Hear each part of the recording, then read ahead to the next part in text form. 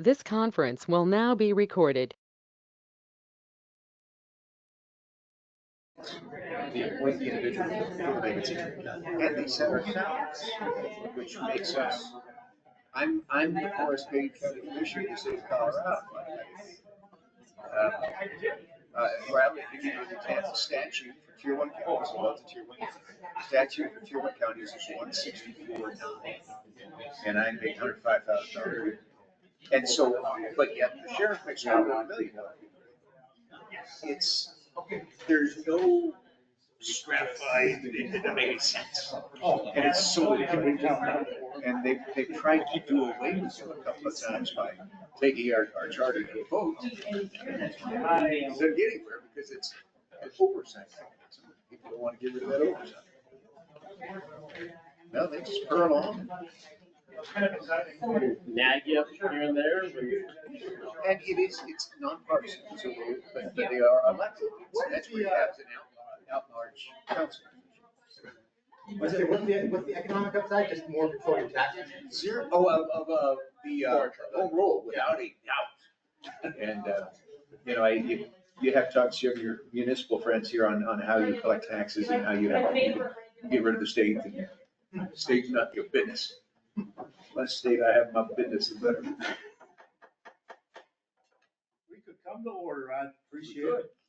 Welcome to the November 7th North Front Range MPO monthly meeting. And we start our meeting with the welcome. So welcome, everyone. And then we'll have the Pledge of Allegiance and the flag right over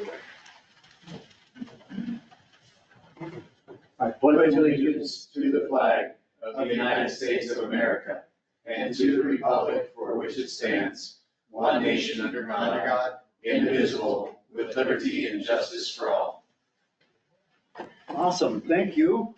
Welcome to Loveland, everybody. Hopefully you got a bite to eat.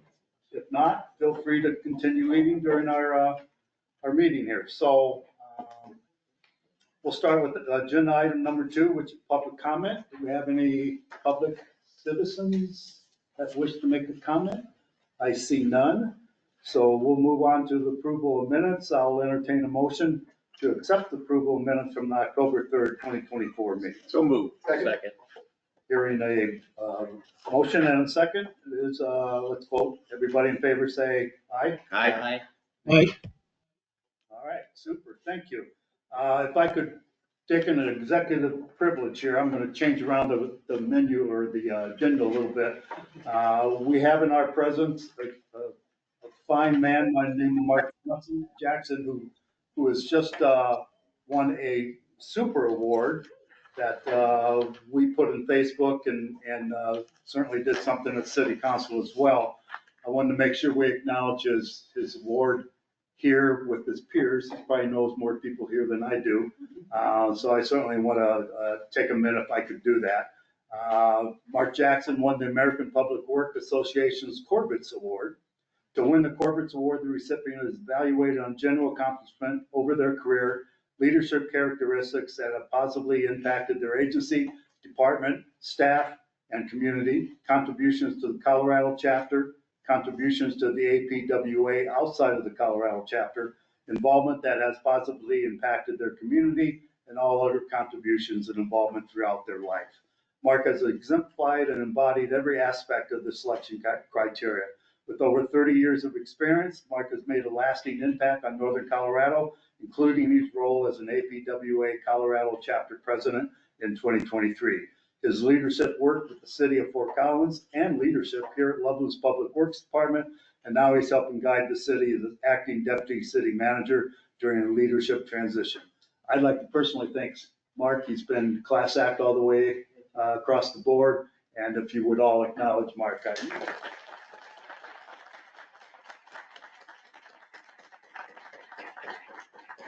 Let me get Mark up front. His lovely bride has dinner waiting for him, so if he leaves, you know why. All right, let's start and dig into the lead planning agency for air quality agenda. Agenda item number 4 is the Air Pollution Control Division. That is a written report in the handout. Agenda item number 5 is the North Front Range MPO Air Quality Program updates, and that's with Dina, who I hope is online. And if you want to follow along, it starts on page 15 of the packet. Dina, you there? I am. Can you hear me? Sure can, loud and clear, thank you. Wonderful. Well, good evening, folks. Here to give you some updates on a number of air pollution, air quality issues or activities that have happened over the past month. So we closed out the summer 2024 ozone tracking just because we tend to see higher ozone readings during the summer months. There were several briefings related to that. So if you didn't catch them, they were at the Air Quality Control Commission with the joint Board of Health meeting in October, and then the RAC also gave some presentations as well. But bottom line, it wasn't a great summer. We kind of saw that. We've been talking about that over the summer as the monitoring data came in. We saw a number of, again, we look at fourth max 8-hour averages that were over the 70 parts per billion standard. And, we've talked a little bit about, exceptional events and natural events that can unduly influence ozone at the monitors. The RAC has kind of taken that into consideration, and so has the Air Pollution Control Division. And so I want to call to you in the back of my report. There is a picture of a slide that the Regional Air Quality Council provided. And so just to, if you can find that slide, take a quick minute. So if you've not seen that information before, there's a lot of colors, a lot of things going on. But on the left-hand side, it lists the monitors in the ozone non-attainment area. Then it identifies the first max, the second max, the third max. So those are the highest 8-hour averages that we saw through the summer. Are you able to find it?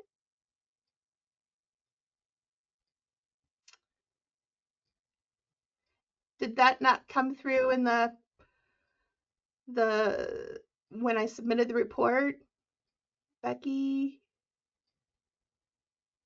There you go. Got it. Thank you.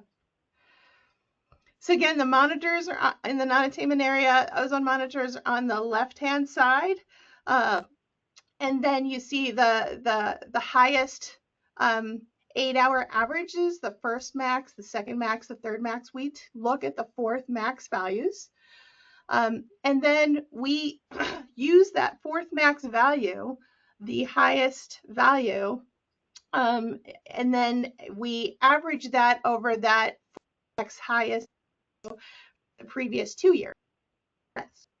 Average the value that you compare to the 70 parts per billion standard. And so that's what these tables show you. So the table on the left-hand side includes all of the observed data. And it shows you in red, that's the outline in red shows you that fourth max value, and then it shows you at the right-hand side the 2022, 2024 estimated design value. So that last column right there is what you compare to the 70 parts per billion standard. The same table on the right-hand side excludes data that the division believes was associated with wildfire influence. So it doesn't exclude, it also includes the stratospheric, the meteorologic events that kind of took the good ozone from way up high down, brought it down below. So anyway, it excludes the data from those events. And what you can see is that while it changes, and this isn't a guarantee because you have to go through a number of steps to officially get that data excluded, and it's never guaranteed that EPA would actually approve it. But regardless, this gives you an idea of what excluding that data does in terms of the fourth max value for this summer, and then what it does to that overall 3-year average on the right-hand side in that column. And so if you look for in the middle of the table for Collins West, Greeley Weld, and if you look at those, the values change, but not by a lot in terms of the the 3-year average. And so it means that it may not make sense to pursue that because it doesn't make a huge difference in the scheme of things. And in particular, Colorado has already voluntarily been reclassified to the next more stringent standard. So we'd really be, continuing to track this and seeing whether or not, in the future, when we're talking about the 2026 or trying to attain by the 2027 next attainment date, the 3-year average is leading up to that. So that would be 24, 25, and 26, whether that 3-year average, excluding that data, made a difference or not. So I'm going to stop there. That could be kind of confusing for folks, and just ask if anybody has any questions about that.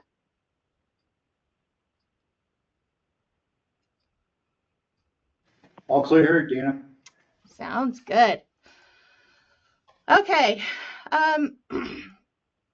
I do want to highlight that even one monitor in the entire non-attainment area, one monitor having that 3-year average being over 70 is enough to trigger the, classification to the next more stringent standard. So we need to see all of these monitors go to 70 or less.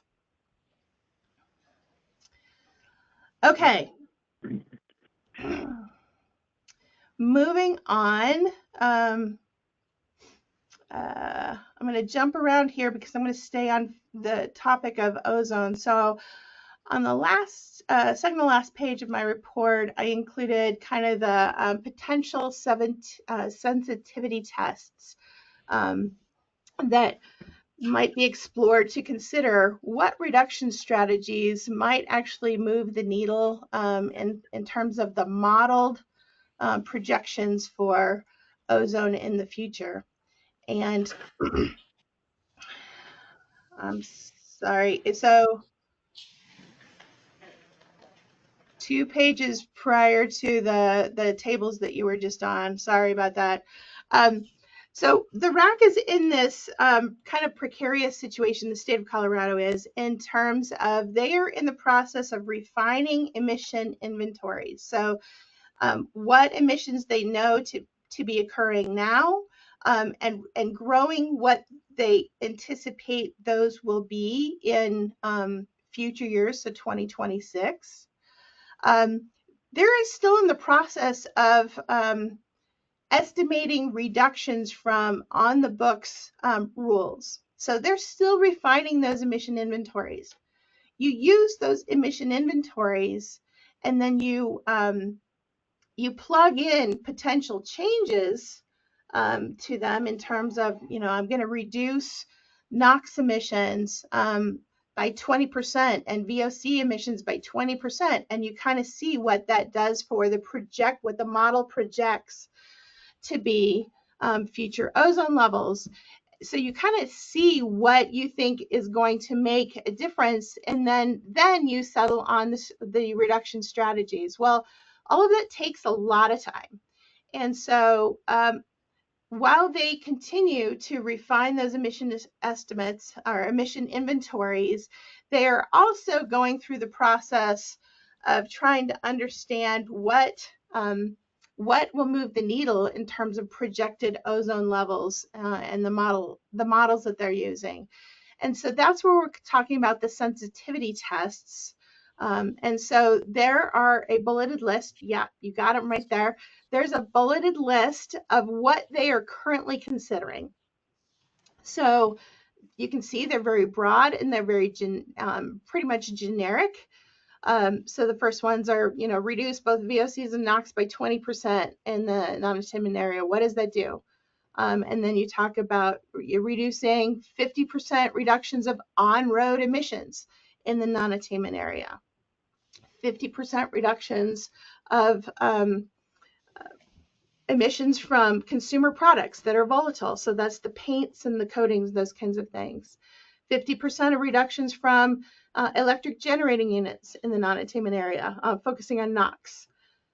50% of emissions from other combustion sources. So it's another NOx related strategy. 20% reductions in emissions from pre-production oil and gas operations. So that's the drilling and the fracking. Increases in, this is very, very generic, so they're still trying to kind of frame what this might look like, but accounting for emissions and biogenic emissions on hot days. So the things that are coming from trees or soils in terms of natural emissions that occur that aren't man-made. Adjusting emissions for rawhide emissions on high ozone days. There's been a couple of folks that have been talking to the RAC about, rawhide, and while it's currently not in the ozone non-attainment area as defined, there's been some questions that they've been posing as to why rawhide is not in that, and so that's why this is potentially a sensitivity test that they might run. And then also looking at non-road engine load factor emissions. So again, kind of NOx related. So this gives you a flavor of what they think they're going to try to do. And then if these work, if there's specific sensitivity runs that show that there's a lot more movement and reduction of ozone levels or projected ozone levels, that might shape then the actual emission reduction strategies that are selected to be included in the SIP and help the area reduce emissions and meet the ozone standard. So these sensitivity runs, again, they're going to be, they're up for further discussion. But if you have any specific thoughts or concerns, or you want to talk more about these, you want to start those conversations sooner rather than later. I wouldn't wait until next spring because that's when they're kind of settling down on this and the actual rate reduction strategies. Okay, one last topic that I'm going to bring up related to ozone, but also related to the work that your staff does in terms of tracking vehicle miles traveled is there's been some discussion about a new MOVES model, which requires some input and breakdown of some existing data, mobile source categories than perhaps staff has been tracking in the past. And so I do want to encourage you to consider, reaching out to the division, making sure you understand, is there something that your staff has to do differently in terms of tracking those subcategories of VMT to then allow the state to run the new MOVES model using that data. So that's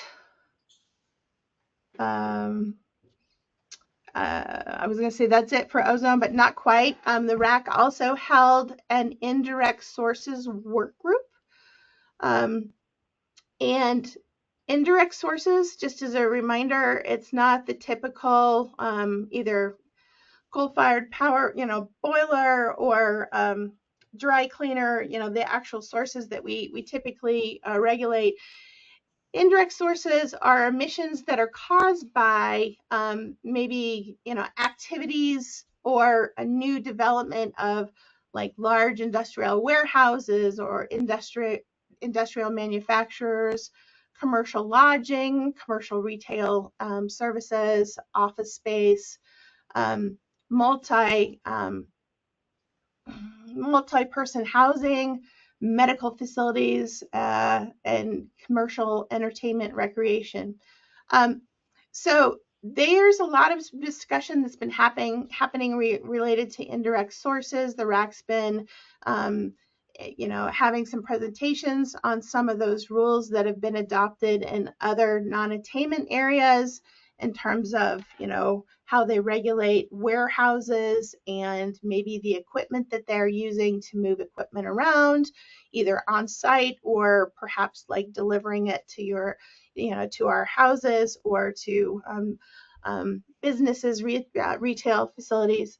They've talked about recently San Joaquin Valley's regulations on new development of construction activity, requiring owners or operators to select from a menu of options to reduce ozone precursor pollutants. And that can mean, changing out, going for electric vehicles. It can be, how they use those vehicles, or streamlining how they use the vehicles. There's a number of different things. So right now they've been exploring what other non-attainment areas have been using, and they will continue to explore what that might, how that might apply here in Colorado.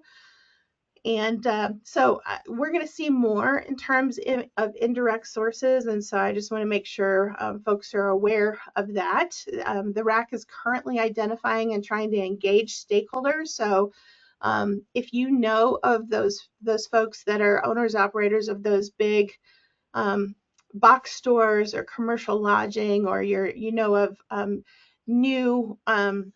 new builds that might need to be aware of something like this, if you could send them, alert them to the potential of regulation of indirect sources here in Colorado, and we can connect you with the RAC's efforts, either through Commissioner Stevens or myself.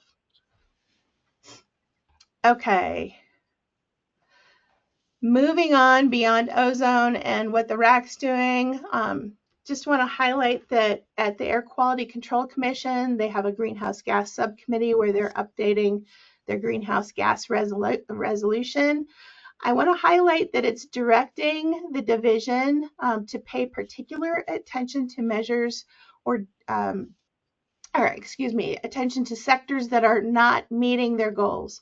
And transportation is the largest segment of the economy right now in terms of greenhouse gas production or greenhouse gas emissions. And so there's going to be a lot of focus on that, whether it's at the Air Quality Control Commission, perhaps Transportation Commission, I think in a number of different venues. And so I would anticipate, anticipate more activities in all of those venues, but in particular, the Air Quality Control Commission is asking staff to look further and pursue the clean miles policies. They're also looking at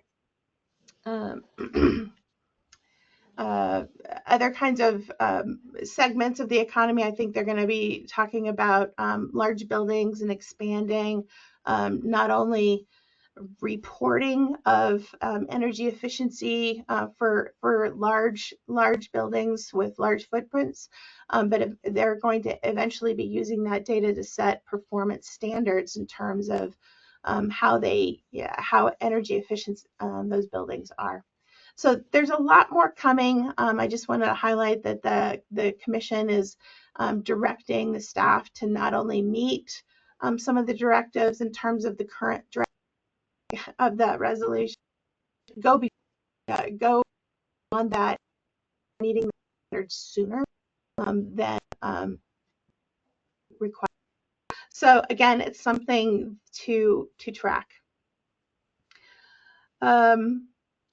The Air Quality Control Commission also set a January rulemaking hearing where they're going to be revising current vehicle inspection and maintenance requirements as it applies to both gasoline and diesel powered vehicles in the ozone non-attainment area. So they're going to also be talking about, I think there's fees, not only the inspection and maintenance program, but changing some fees, tightening standards, requiring some additional testing and aligning those testing procedures with some of the changes they've been seeing. So we're going to see more with that. And if you have any concerns or questions, we should probably be talking about that as well.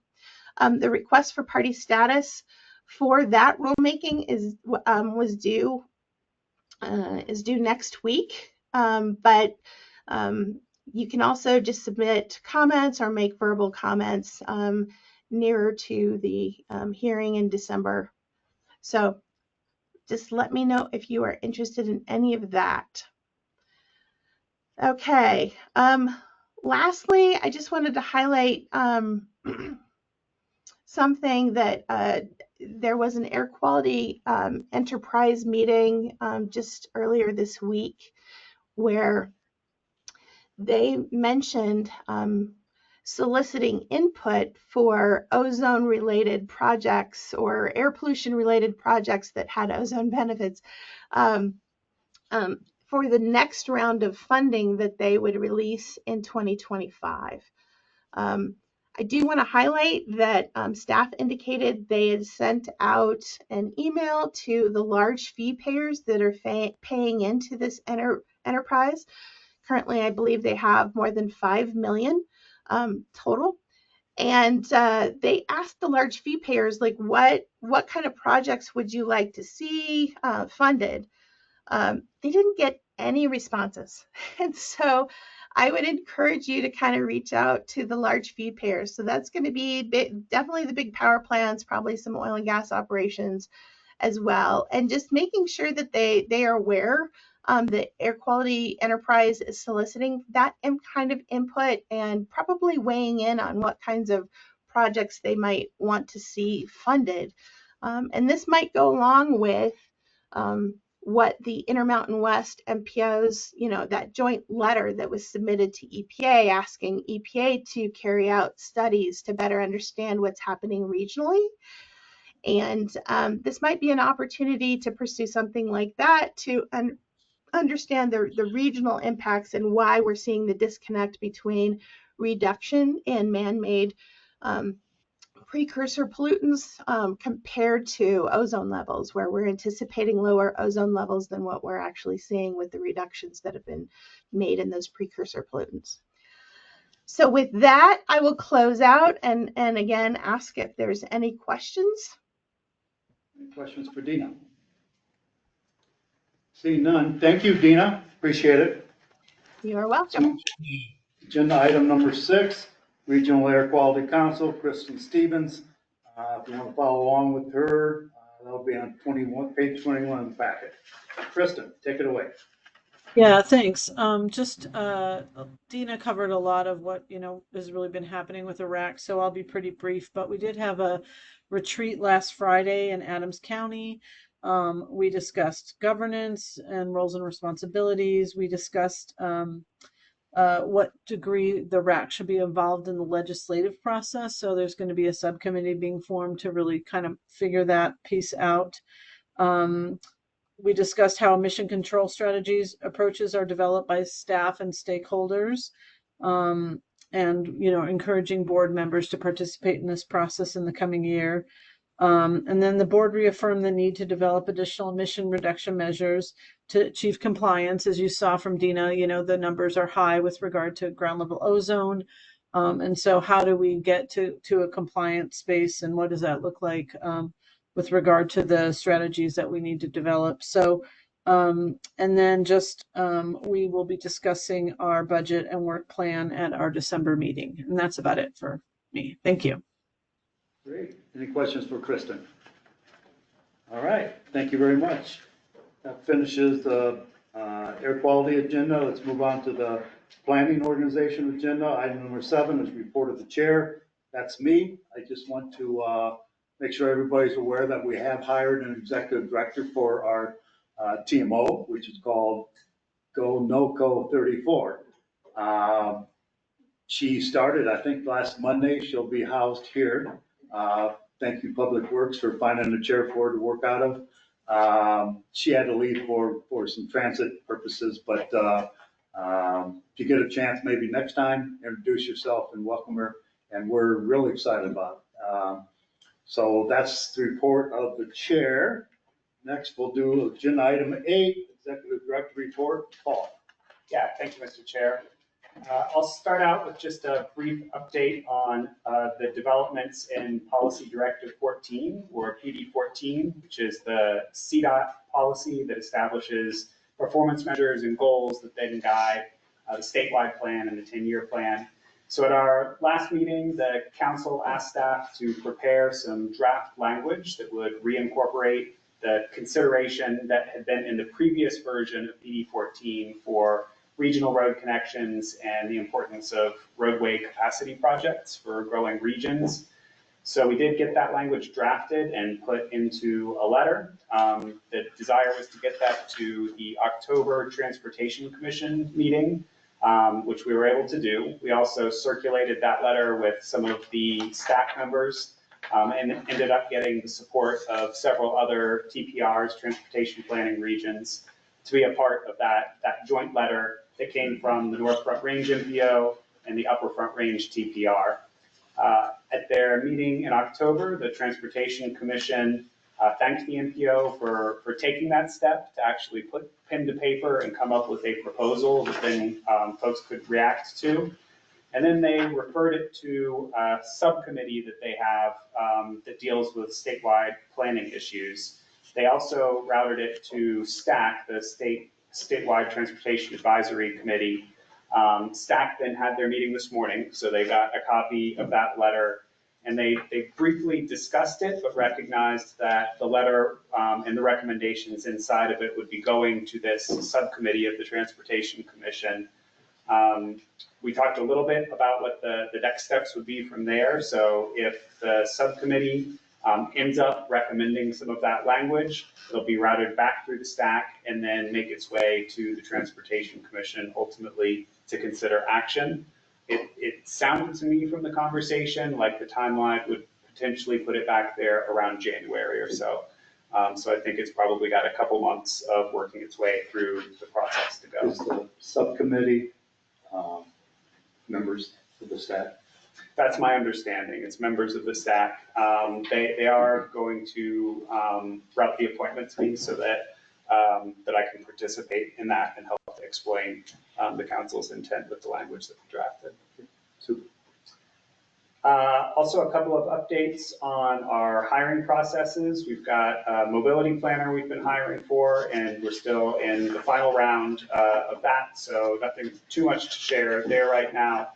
We also completed our recruiting process for the accountant position that we've been trying to fill. Unfortunately, we reached the end of that and recognized that we didn't have the right candidate to meet our needs.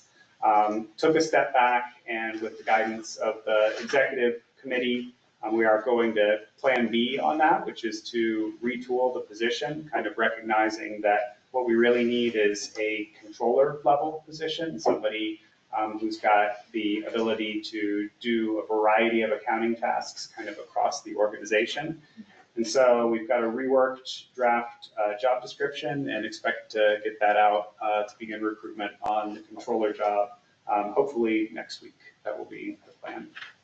And then I'd like to wrap up my report with another good news item. So last month was the Colorado Association of Transit Agency conference, CASTA, and the North Front Range NPO received a high award there, the Transit Project of the Year Award. Wow. And it's a project that you've been hearing about from Corey, our mobility director, the Transactional Data Specifications Project, which just serendipitously, the acronym is TDS.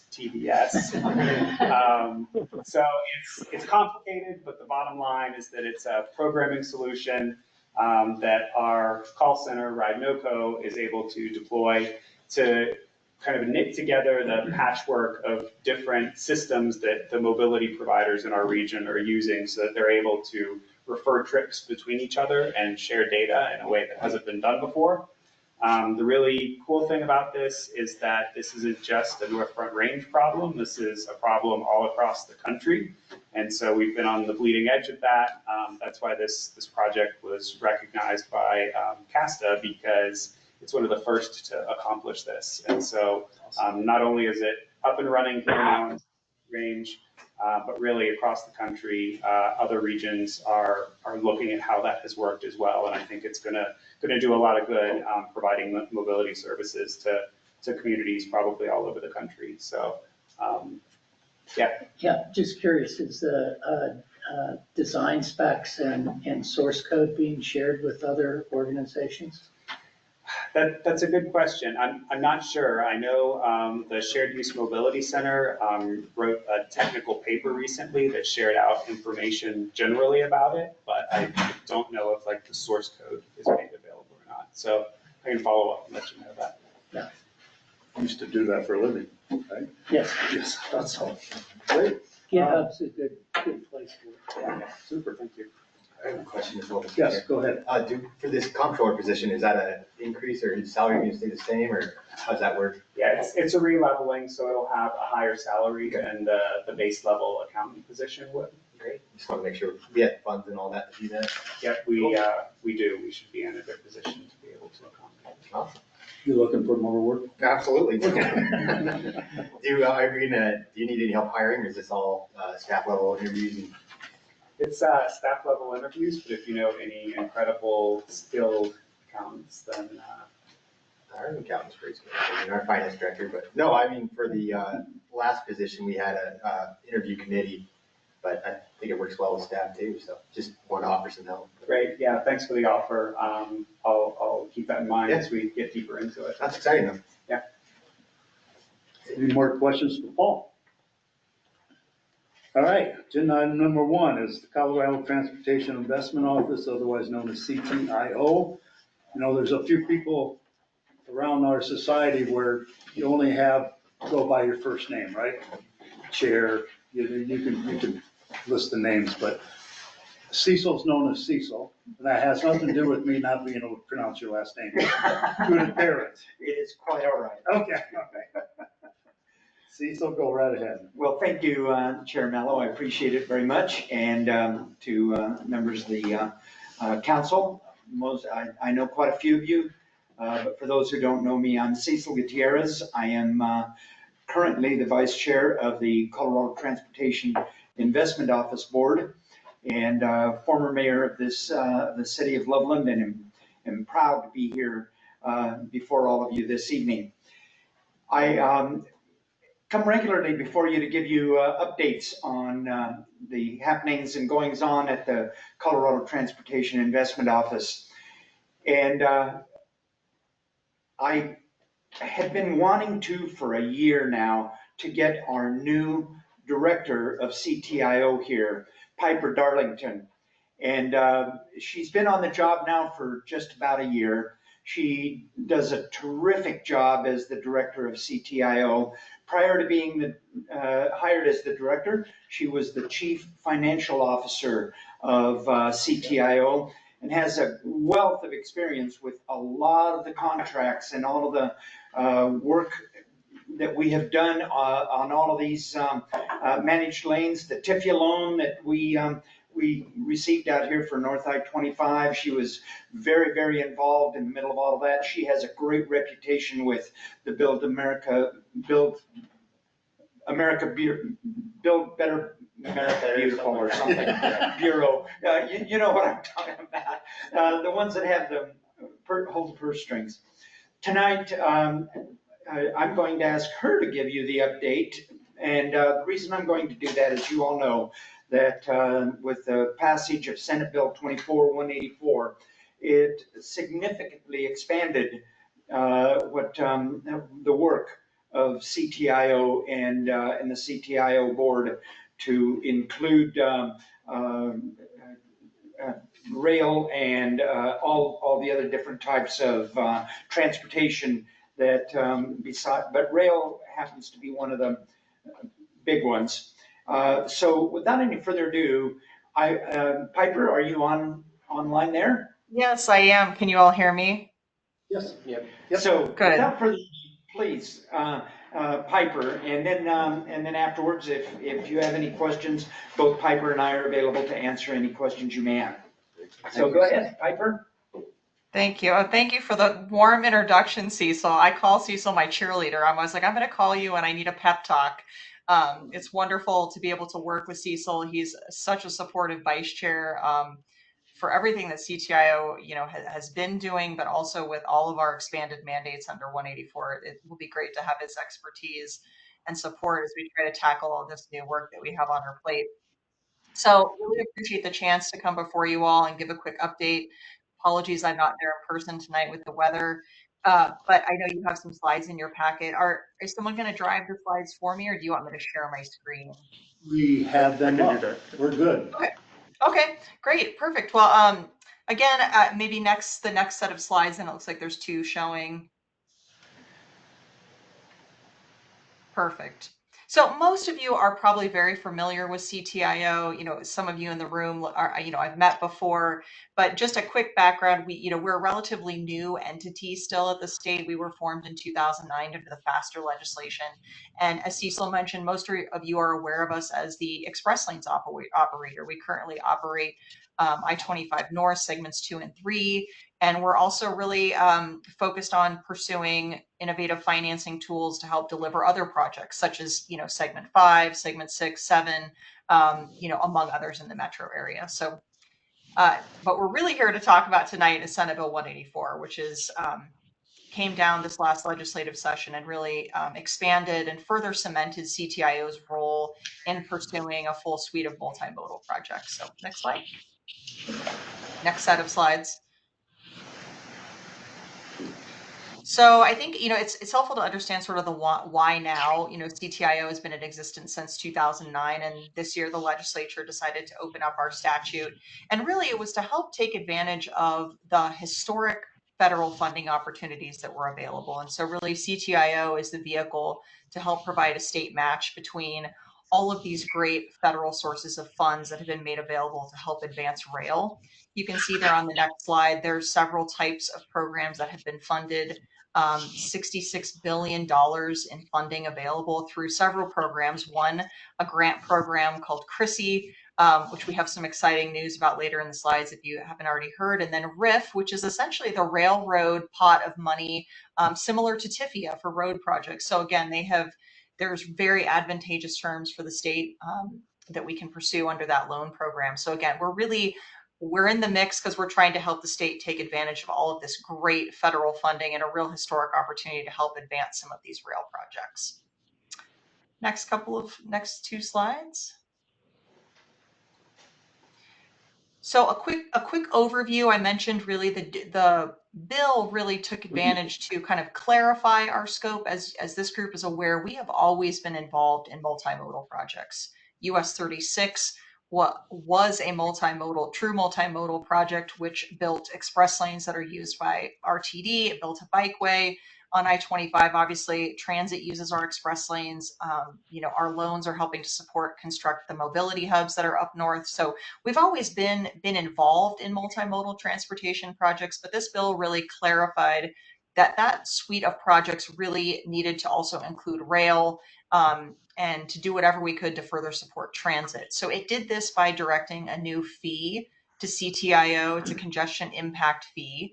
So it authorizes our board to implement a $3 a day fee on rental cars, not just at airports, but really at any rental car facility in the state.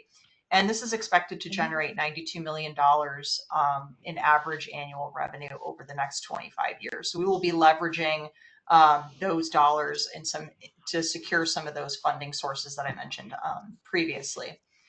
The bill lays out some pretty aggressive deliverables. We have already checked a few of the boxes on this. The September report, there's some implementation plans that are due. CTIO specifically is responsible for developing a new multimodal strategic capital plan by March, as well as a federal funding assessment. And then also really working together with our partners to deliver a mountain rail development plan by December. So a lot of these obviously are already in the works, but some key ones coming up in the March timeframe that CTIO is responsible for delivering. Next few slides. So related to the implementation of 184, CTIO, along with its board, have really hit the ground running on these. There are some really key opportunities that we have been directed to help pursue along with our partners. Some of these you all may have heard about, but wanted to highlight a few of them here. Mountain Rail is a really exciting project that we are partnering with CDOT, specifically the Division of Transit and Rail on. And this is really designed to help repurpose some of the existing coal train lines that are being decommissioned. You can see there's a map Obviously, these run from Denver all the way up through Steamboat to Craig. So the idea here, right, is to connect Denver with additional mountain towns and some recreational destinations. Right now, Division of Transit and Rail at CDOT is already actively working on a service development plan, and CTIO is supporting by helping with the financial plan for the project itself. So more to come in December when we have an implementation plan due for this project. But that is one of the key projects that we have been tasked with tackling under Senate Bill 184. Next couple of slides. The next one, which you all are probably very familiar with, the kind of first phase of Front Range Passenger Rail, we have been directed to more explicitly partner with Front Range Passenger Rail District, with RTD, with Division of Transit and Rail, really to explore how we can all come together to help deliver sort of the Northwest Corridor project as sort of a first phase, right, with the goal of improving transit, alleviating commuter traffic, and really laying the groundwork for sort of the future of Front Range Passenger Rail. So we are actively meeting as a group together to try to figure out how we can bring our own powers and abilities to the table to help deliver that first phase of kind of the Northwest Corridor. The next one listed up there, the short-term opportunity, I actually have an update on this. When I sent these slides into Becky, the announcement hadn't been made yet, but we have really been working hard with the Winter Park Ski Train to see if we can facilitate an expansion of those services for this upcoming ski season, really leveraging, again, those congestion impact fees that CTIO will be collecting under Senate Bill 184. Some of you may have seen that there was a press release that went out from the governor's office on just this past Monday on the 4th, announcing that we have been successful. You can go online and buy tickets. We have been able to expand service to 5 days a week, and ticket prices have been cut by 43% and almost half for kids. So again, really quick win that is going to provide a great public service for folks looking to get to the mountains. So there's more trains, more days, and a reduced fare. So this was a really great short-term opportunity that we were able to take advantage of with those new congestion impact fees. And the board, the CTIO board, certainly approved a work plan and a budget to help us move forward with supporting this effort. Next 2 slides. The last short-term opportunity, which again is a quick win, it feels great to come to this group to say that we've already been successful on a couple of these. Since I submitted these, I mentioned CRISI grants, which is a rail-specific grant program. The state has been successful already in securing a CRISI grant. It was $66 million that will be coming to the state to really focus on safety improvements. We need to install positive train control and some other safety improvements, side and grade crossings and other operational improvements, really which will lay the foundation for a lot of those long-term projects that I mentioned, especially the Northwest Corridor project. So some great wins that we have already had in the rail space here. I mentioned RIF earlier. Again, that's a loan program similar to TIFIA. So we are actively also working with the Build America Bureau on some future railroad loans as well as those projects develop. And wanted to highlight too that I mentioned earlier, but SB 184 really is a great opportunity for CTIO to more directly partner with other groups in this space. You can see there we're going to be partnering more directly with RTD. We are already working closely with the railroads, Amtrak, BNSF, and others. And really, these are really all of the major rail and transit and facility owners, operators, developers. So there's going to be a great opportunity to develop relationships between these stakeholders, because we will all need to work together in order to deliver and enable some of these really visionary projects. So we're excited to kind of be a partner and really a unifying entity between all of these various stakeholder groups in the rail and transit space. Next slide. I think I've got room for questions there. I just being cognizant of time, I know I kind of rushed through those, but happy to answer any questions on Senate Bill 184, sort of CTIO's role.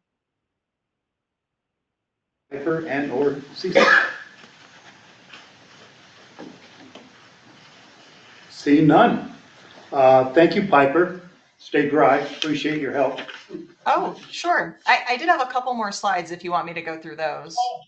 Yeah. So this Yeah. was a pause. Okay. It was just a pause. It was a pause for questions. Take it away. Yeah, but I just have a couple more slides. You know, Cecil and I wanted to make sure to provide this group an update on our safety and toll enforcement program, which is currently active on I-25 segments 2 and 3. So, you know, I'm sure this group is hearing a lot about the program, so wanted to provide a quick update there. So I think we can go to the next couple of slides. So as some of you might be aware, the CTIO was given some additional authority in 2022 by the legislature to utilize technology to start enforcing toll evasion and improve safety, starting with the mountain express lanes. If any of you have ever driven on our peak period lanes in the mountains, those are shoulders that we're able to open during peak times to really relieve congestion. It's also now active on C470. And again, I mentioned I-25 North segments 2 and 3, but we are really out there utilizing technology to catch people weaving in and outside of the authorized ingress and egress points on the express lanes. On the mountain corridor, we're also able to issue civil penalties for oversized vehicles driving in that lane because it is a narrower footprint. And then also for folks that are driving in that lane when it's actually closed and a shoulder. So we've been operating those for a little bit over a year on those corridors, and it's a $75 fine if you pay within the first 20 days, and after that it goes up to $150. And really our goal with the program and all of our communications to stakeholders really has been around safety, right? It's the primary purpose of our program. I'm sure I don't need to tell this group about I-25 and all the significant problems that we have on 2 and 3 with weaving and safety. So really our message has always been about safety and safe driving. So we really tried to leverage a grace period to help inform people. This was very successful in 2 and 3, and one method that we will utilize again on those northern segments when they do open for tolling. But really, it was a month grace period where if you performed an action that was unsafe on the express lanes, you received a notice that said, "Hey, did you know you crossed a solid line? You would have received a violation." So that warning period was very successful for us to get the word out. We really focused also a lot on social media, Pandora, roadside ads. I don't think you could drive I-25 without seeing, information on the safety and toll enforcement program. We were going live. So it would actually be a great opportunity for me to come back to this group when we plan on rolling that program out on those northern segments, probably towards the spring when tolling is going to commence. So just putting that out there as an offer. It'd be good to come back to this group and talk about our communications plan at that time. Next couple of slides. Some of you, again, I mentioned we were out there with a lot of advertising. Some of you have maybe seen some of these. These were some examples of our communications campaign that were on Instagram, on Facebook, pretty much everywhere you could have an ad, it was out there. And the exciting and encouraging thing is that we are already seeing a lot of positive support from the public for this program. So wanted to just highlight a few stats. We do regular surveying out there of not just users of the express lanes, but just the general public to get a sense of their understanding of express lanes. And we've started adding a few questions related to the safety and toll enforcement program. And by every metric, when you look from 21 to 23, when was the last time we did the survey, attitudes towards express lane enforcement and using photo enforcement have all been increasing at a positive rate. So we've really received a lot of positive feedback from the public who are really happy we're out there doing something about weaving. So we're excited to see these trends continue. We'll probably do another survey in 2025.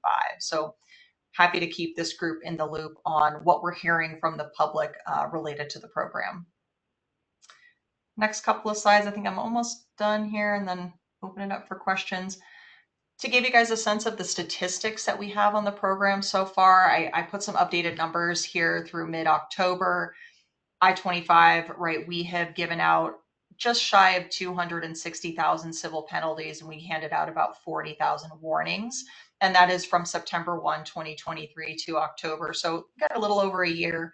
And you can see there we've had an 80% drop in the violation rate already. So we're kind of using that as our metric for, just reduced weaving out there on the corridor and improved safety. So we're excited to have more data to really look at, impact on crash rates and, other statistics like that as we collect more data on the program. And then I think these are probably my last couple slides coming up. If you would go to the next two. And wanted to provide, I kind of mentioned this earlier, but just a quick update on what's happening with tolling on, segments 6, 7, and 8. I know that project is already open and operating. The tolls, we have tolls, waived signs, toll testing signs up currently. We are out there actively working to get tolling equipment installed, which is probably on hold right now with the snow, but we anticipate that tolling will start in the spring once we have all of the equipment installed and tested. So again, happy to come back to this group with some updates when we're going to go live, to talk about toll rates, to talk about safety and toll enforcement, if there's interest. But those were my updates, and happy to answer any additional questions the audience or the board members might have. Now, any questions for Piper? And or Susan? Yeah, Go ahead, Bill. Yeah, Bill Jenkins here. I've driven the I-25 corridor quite a bit in the last several months, both on the weekend and in early morning hours during the week as well. And I do see the double line crossing. And I've been using the express lane, paying for it where I have to. But the other thing that's associated with the folks that tend to cross the lines is high rates of speed. And that includes the construction zone. Currently, I see people going through there at literally 90 miles an hour or faster. And it just scares the hell out of me sometimes how fast some of these drivers are going down I-25. It's just totally inappropriate. And I know that the State Patrol has limited resources on I-25. And the northern region is patrolling elsewhere where they've had fatalities. But I sure wish there was some automated way of slowing some of these people down.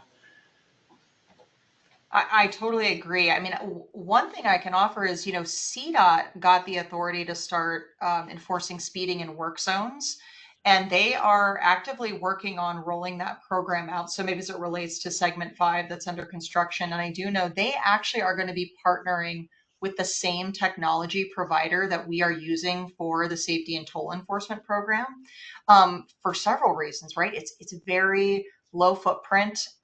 It runs on solar, it's portable. So I do know that CDOT is going to be rolling out speed enforcement in work zones coming up in this next year. So yeah, CTIO, it's tough because, speed enforcement is not in our kind of legal purview.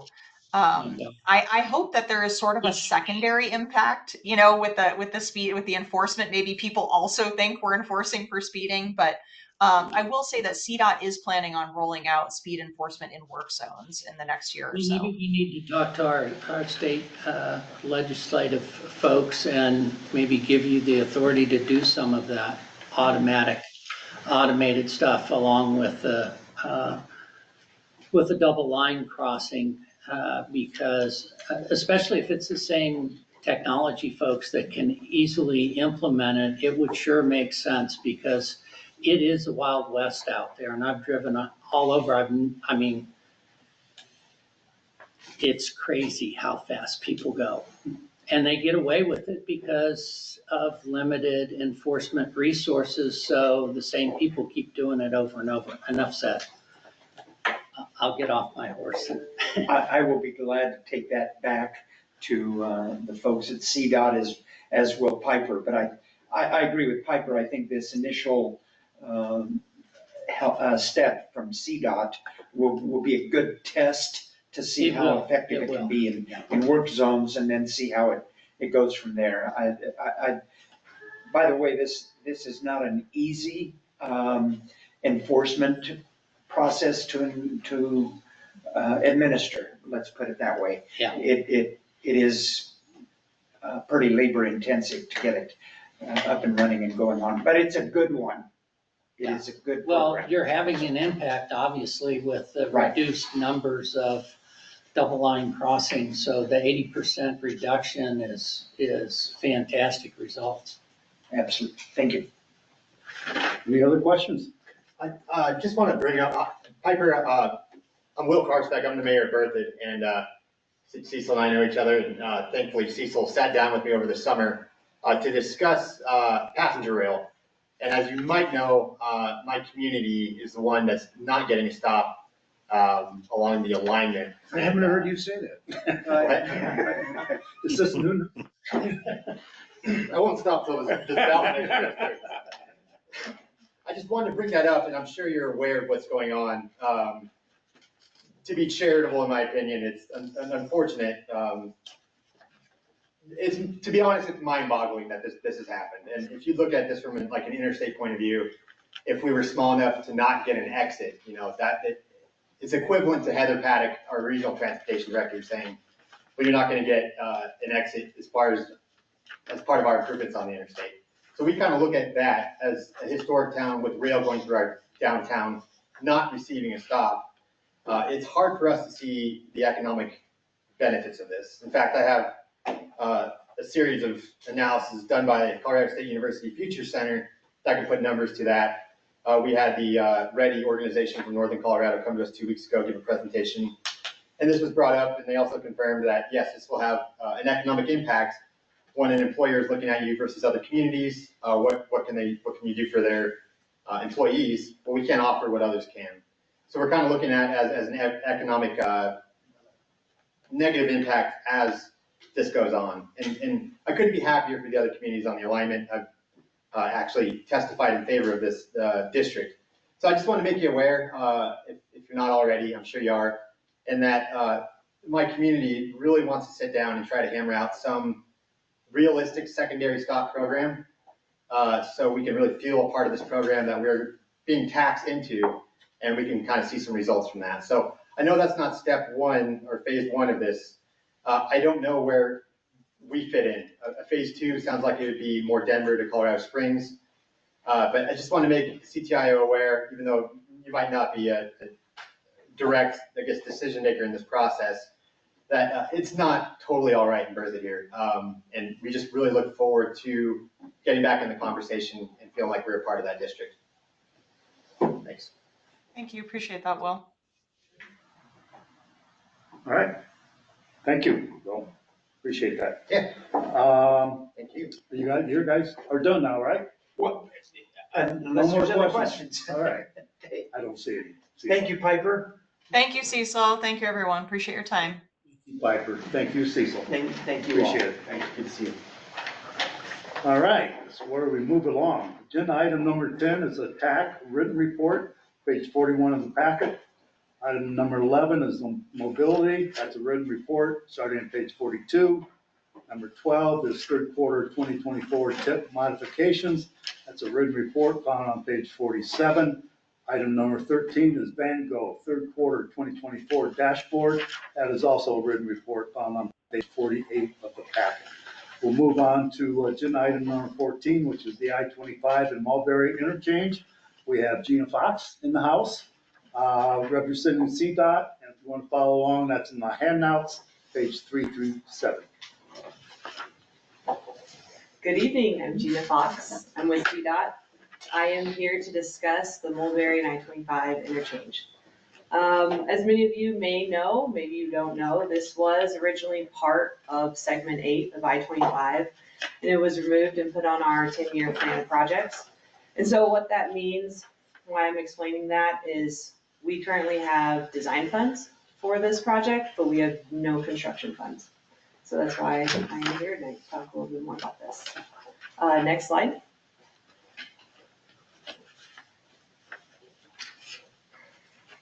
So as you're looking at this slide, something important to note, really this is just our project location. If you think of if you think of this project as an I-25 project, you're gonna think of it backwards. Really, this is a State Highway 14 project for Mulberry. Our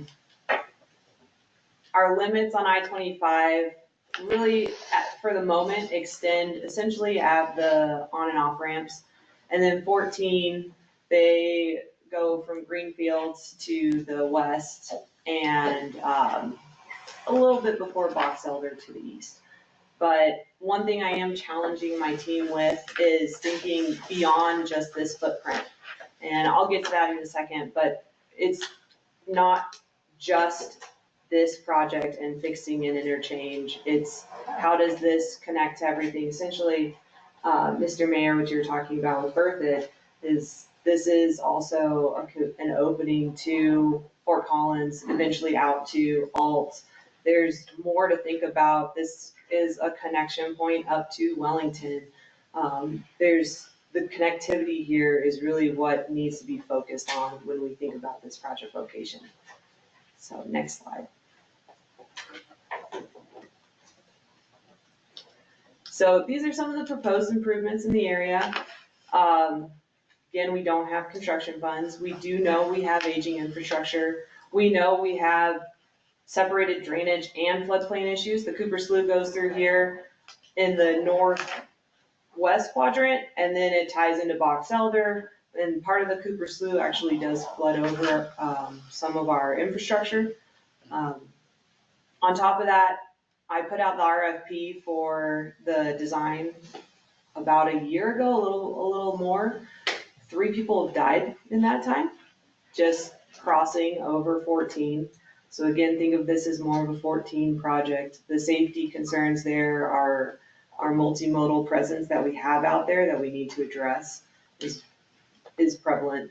And then on top of that, we are going to experience population growth. We're already experiencing it. We're noticing on the next slide, I believe you'll see a lot of the, it's 2 slides for now, but you'll see turn counts. You'll see where population's growing. We have Bloom, a new facility coming in just to the west of here. Then we have Montava coming into the north. An extreme boom in population is occurring, which will eventually play a role, which we're seeing not just at this footprint, we're seeing this all through the North Front Range. And so that's why, again, I'm gonna harp on the fact that yes, this project is at Mulberry and I-25, but it has a wider footprint connectivity wise. So go ahead, next slide. So what's been done to date? We do have a record of decision from 2011 NEPA. What I really want you guys to get out of this slide is not what you're looking at. Basically, what I want everybody to understand from this slide and this image is that we have a large footprint out here already approved environmentally. We do have to go through highly likely, we'll have to go through Fort Collins' new 1041 process. We don't know what that looks like so far. I think we're all kind of working through that together. But one thing to note is that our project has a large footprint that we can work in without having to redo an EIS. So that's really what I want you guys to get out of this slide. The other thing is all of these other project goals are built into here. Yes, you're going to see a carpool lot. Yes, you're going to see maybe some water quality ponds. That's not what we're going to design. It could be. But we heard tonight there's front range passenger rail.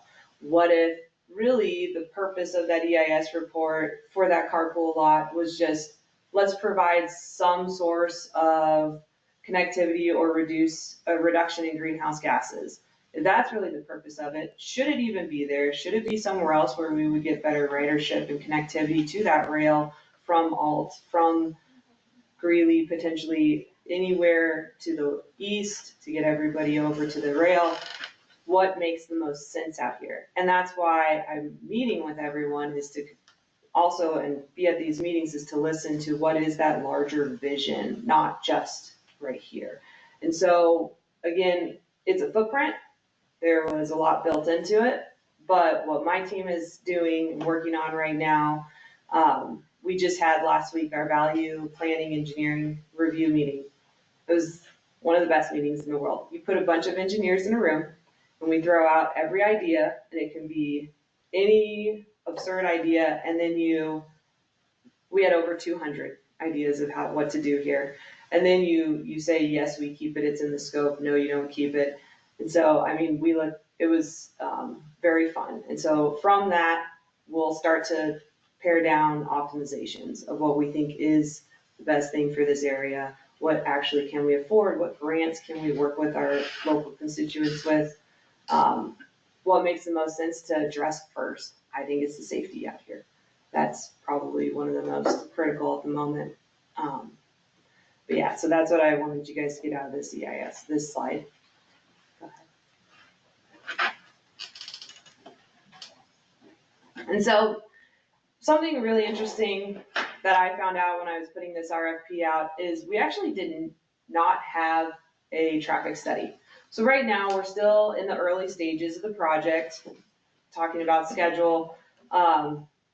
We just finished collecting survey data, collecting traffic information. We're still we're starting to model these future situations.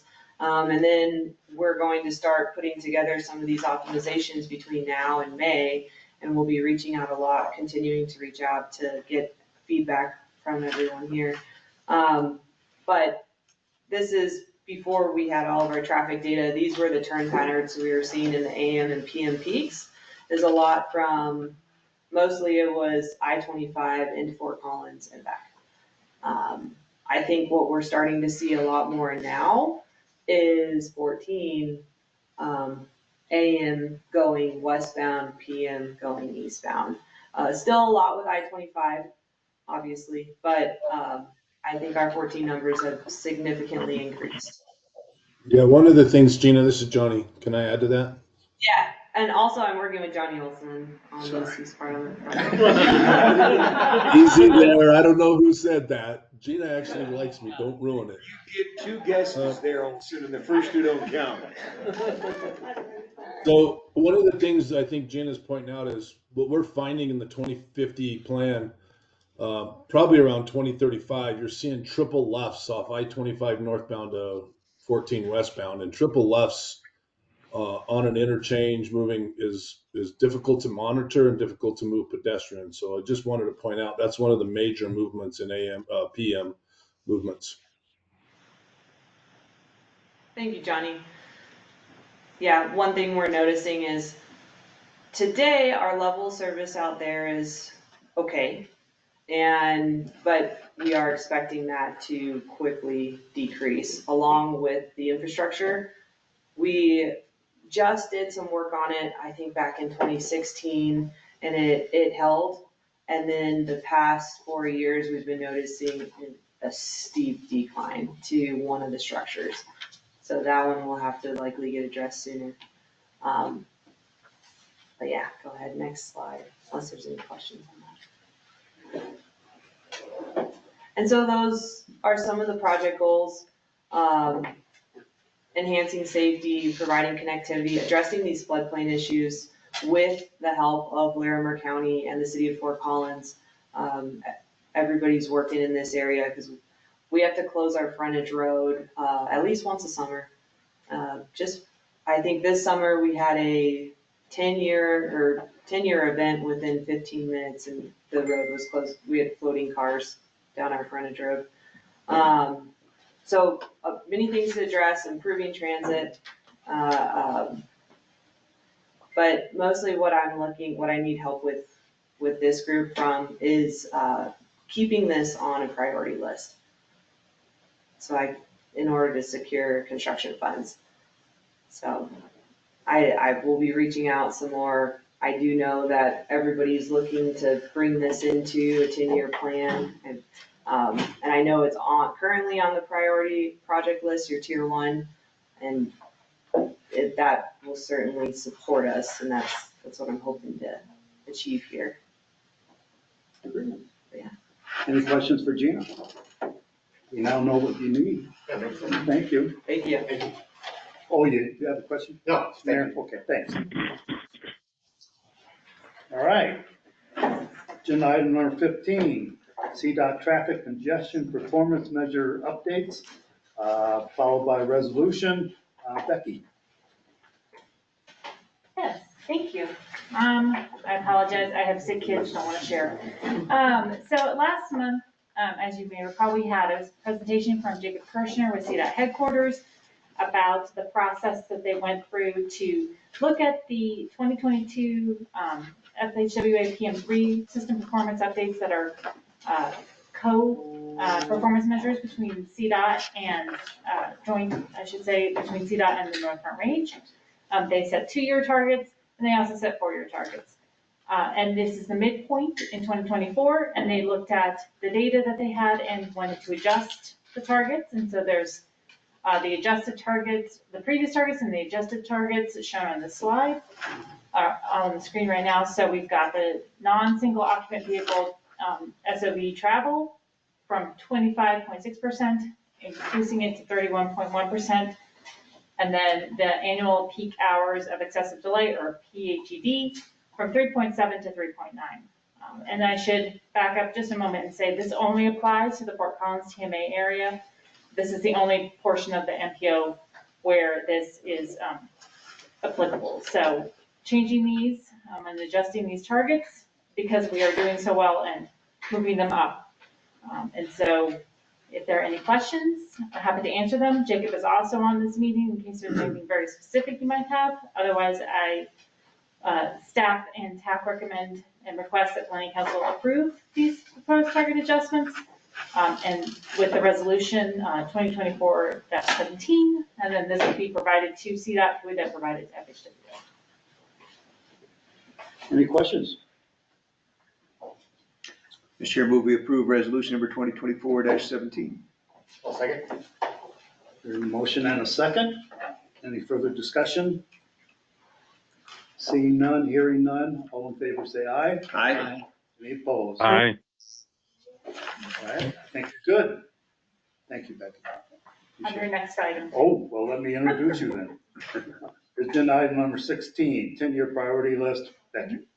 Yes, so I just wanted to provide a quick update. I did send out the project list. We had about 54 projects on the list across 3 tiers of roadway, 3 tiers of non-motorized, and 3 tiers of transit.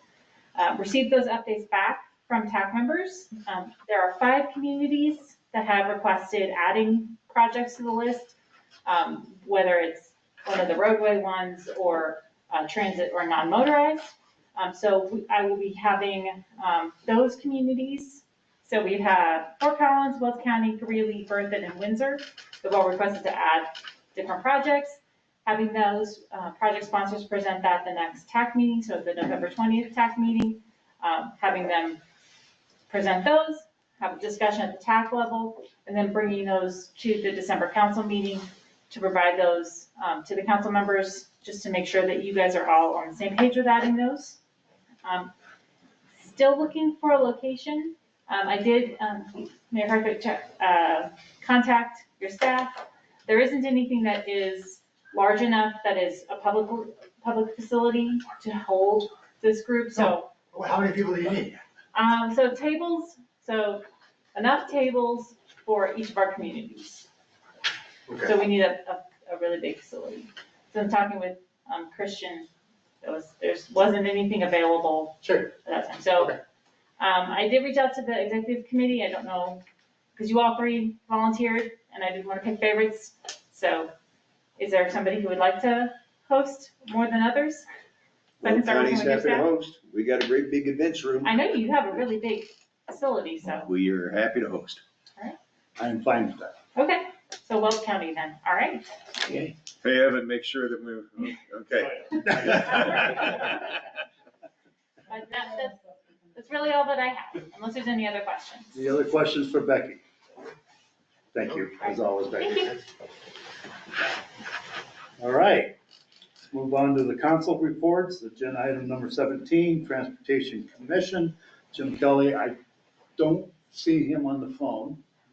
He's not in the room, so we shall move on. Item number 18 is the staff report. That's a written report found on page 52 of the packet. Moving on to item number 19, the I-25 Coalition. Scott James, past chair, Weld County Commission. I-25 Coalition met last night, continues to meet virtually, continues to be good conversations. I'll just skip right on to US 34 Yes, please. Coalition. With your, obviously, many of you were here. US 34 Coalition, Evan, please look for an email from Evan.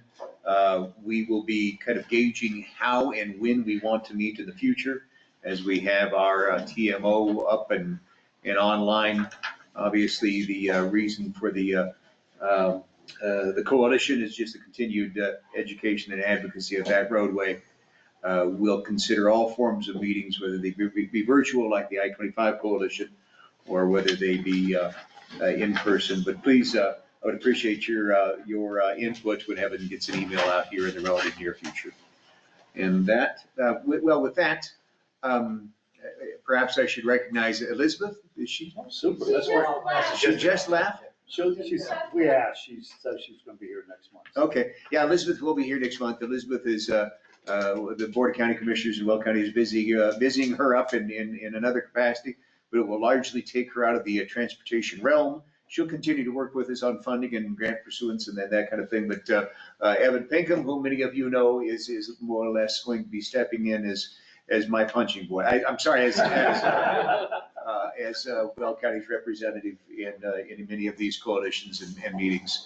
I am thoroughly confident in Evan's ability to do that. And of course, Elizabeth isn't going anywhere, but Evan will become the more familiar face at these meetings, along with my ugly mug for Weld County. And those are my reports, Mr. Chair. Thank you, Commissioner. Let's move on to item 21, non-attainment area air pollution mitigation enterprise, otherwise known as NFRMPO. Kristen Stevens, you still on the line? Yeah, John, thank you. Just a little bit from NAPME.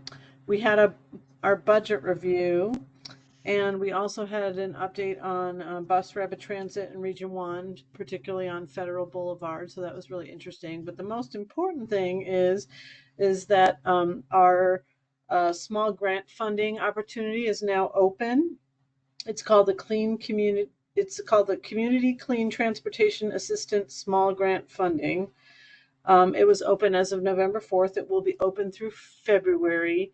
And I'm going to try to figure out how to put the link in in our text box here in the meeting so folks can think about applying for those dollars. There's about $17 million that are available. The minimum award is $500,000. But the funds will be reserved for multimodal projects that can prove that they are lowering some of our ground level ozone numbers. And so any entity that is eligible for CMAQ dollars is eligible for these NAPME funds. So I would encourage folks to look at the application and apply because there are some dollars available. We'll be looking at large grant funding, probably mid-year in 2025, but this opportunity is happening right now, and so please take advantage of it. And that's it for me. Thank you. Thank you, Kristen. It's always good to hear about money being available, so take advantage of it if you can. Next, let's talk about the Front Range Passenger Rail, Mayor Karsbeck, and Councilor Canocchio. No, that's not right. Canonico. Thank you. All right, City of Fort Collins. Thank you. We had our annual retreat on the 17th and the 18th. First day was largely a recap plus an executive session, just kind of going over what happened in the last year. And also, I forgot to bring up before the executive session, we got wind that our general manager is resigned. So he'll be done at the end of the year. And so then we went into an executive session on really how to go forward from there. Andy's leaving? Yeah. Okay. Yeah. Wow. Interesting. So we're without a manager right now or executive director. We just, our recap on the first day was basically we got accepted in the FRA CIDP program, and we went over our the total build out, 3.4 billion, and if the tax passes in 2026, it'd be 23 cents on a $100 purchase, so not terrible. Let's see here, on day 2, and Tricia, feel free to, I know you took notes too, we kind of went over the big priorities of the group. One would be immediate budget stability. We're really without a budget in the oncoming year here. Well, very small budget. We had to let go of our transportation, I'm forgetting his full title, Dwayne Sanders, our transportation, I believe he's a transportation planner. So without Andy and without Dwayne, we're kind of on a skeleton crew here. So immediate budget stability and enough financial capacity to sustain this movement. Real program development. So we just want to get the technicals figured out, have a clear plan, and then finally public education and communication. So be able to get that clear plan out to the public. I took a bunch of pages of notes here. So the rest are more or less just going into the details, coalition building, communications, and the funding options. Private funding. So one of the opportunities there that we're trying to look at is how to take private funds. Apparently Fort Collins might have a program that we could model, kind of a not-for-profit that Tricia might be able to talk into, where you can donate it to and then they can disperse those funds. So maybe that's a model for passenger rail. And that would be helpful too, finally, for a kind of a PAC or political organization separate from the passenger rail to help advocate in 2026 for the passage of the tax. Did I miss anything, Tricia, if you're online? Yeah. Sorry, I'm not going online. I'm recovering from surgery. But I would just add that we really recognize the need to speed up station locations. And so really concentrating on where we're going to put those for Loveland and Fort Collins. So in that vein, we have Colorado Rail coming up to Fort Collins on the 16th to have a meeting and panels to really talk about that and engage the community and business interests, elected officials, and the university. So I will forward on that information when I have it more explicitly, and I can get it out to everyone if anybody is interested in attending that. And that's all I have to add. Great. Thank you for that, Tricia. Any questions for the mayor or Tricia? Seeing and hearing none, well, let's move on to the host council member report. I'm proud to have you all here in Loveland. At least it's not snowing here, so we appreciate that. I asked staff, and you all have great staff that have staff, to put together some bullet points for me. They gave me 2 pages and a video back. You think I'm kidding? You think I'm kidding? But anyway, it's a quick update of what's going on in Loveland, and I'll start, and Nicole and Keith can finish up. So we have coming up the 4th Street Revitalization Project. It's the first project of our hard improvement plan to revitalize downtown Loveland. It's anticipated on kicking off in early 2025 with replacing aging utilities along 4th Street while creating a revitalized Main Street complete with pedestrian amenity zone, business patios, and the ability to close down the road to create a plaza for special events. This is much needed. For you come to Loveland downtown, you all know that it's an historic district. It's old, and we got to replace some of the infrastructure underground. So instead of digging it up and replacing it and digging it up later for the amenities, we're going to do it at one time. So we have a well planned out. I think we announced it right, and we're well on our way to doing it right. So in addition to that, Loveland is working on a long envisioned widening US 34 to 6 lanes from Boyd Lake to Rocky Mountain within the next few years to keep up with the increased volumes and development along the US 34 corridor. The project also adds bike and pedestrian facilities along this corridor. If you can't picture where this is, it's directly west of 25 on US 34. It's grown by leaps and bounds and expect to have more growth. So we're trying to get ahead of that with some lane widening and amenities on that. US 287 Bridge over Big Thompson project. It's part of the larger project to provide better flood resiliency in one of the areas that was impacted in the 2013 floods. The project combines creating a taller and wider bridge as well as major Big Thompson Channel improvements in order to reduce the floodplain from Railroad Avenue to St. Louis along the Big Thompson River. The construction of this project is not funded and the city is currently looking for grant opportunities. So we got a grant for design work. We're working on that. If you remember the flood in 2013, anybody on the Big Thompson River remembers that. It went over the bridge in question and the city was actually separated. You couldn't get to the middle part of town if you were in the middle, if you were outside the middle part of town. But this blows my mind. You're basically raising the bridge. How far? 5 feet. Isn't that incredible? They're just going to raise it. And I can't wait to watch it. It'll be great. So that's coming. Let's see. Sorry, these are really interesting. So this is fairgrounds? Okay. Yeah. Cool. The next top priority is, let's see, is that the one I just read? No. Next top priority for the city is US 287 and 34 intersection improvement. If you've been to Loveland or through Loveland, you know 34 and 287, two US highways that come together. They're directly, I can't wait to see how this is done. There's not that much room between the two state highways. There are 2 lanes on all directions, but there's buildings surrounding it in close quarters. I don't know how you're going to fit all that within that space, but that's why you're engineers, and we look forward to that. City of Loveland Transit, otherwise known as COLT, North Transit Center Building. There's a picture of that there. The uninformed would say that's a parking lot. That's a bus transit center. It was finished last spring, summer? Yeah, and recently we got a grant from FTA. Yeah, thank you.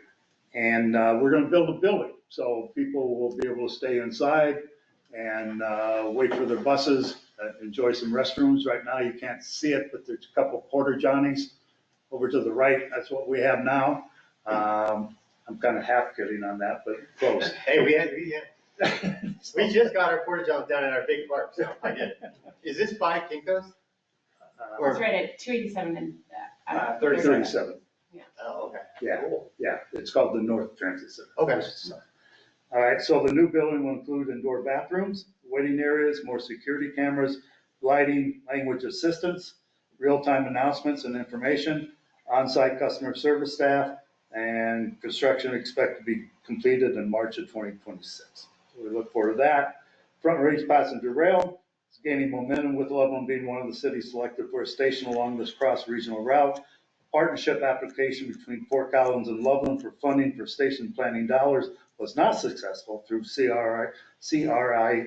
grant process, but we're working on a partnership grant through the upcoming MNOF call for projects to advance planning efforts in both cities. With that, I'm going to turn it over to Nicole. You all know Nicole for the most part. She's our city engineer. Keith Wakefield is with her. I thought you were assistant. Assistant city engineer. That's what I thought. You gave a different title earlier today. You said something about capital. I'm all sort of. Okay. He does everything. All right, cool. Go ahead, Nicole. We were awarded about a $400,000, just short of $400,000 Safe Streets for All grant. We're going to be doing some planning and demonstration projects here in Loveland. One of those is looking at the lanes through downtown Loveland. We currently have 3 lanes that drop to 2, kind of midway downtown, right where 4th Street is going to be. So we're looking at potentially doing that lane drop a little bit sooner and sort of changing that corridor to be a little bit more friendly for all of our modes rather than the 3 lanes going through there. So working, CDOT's been a great partner in that, and that's one of our demonstration projects that we're going to be working on through this grant. We've had a long-standing roadway to safety project that we've been working on here in Loveland, and so this grant will allow us to do some additional data collection and hopefully make our roads safer here. So we're really excited about it. Go ahead, Keith.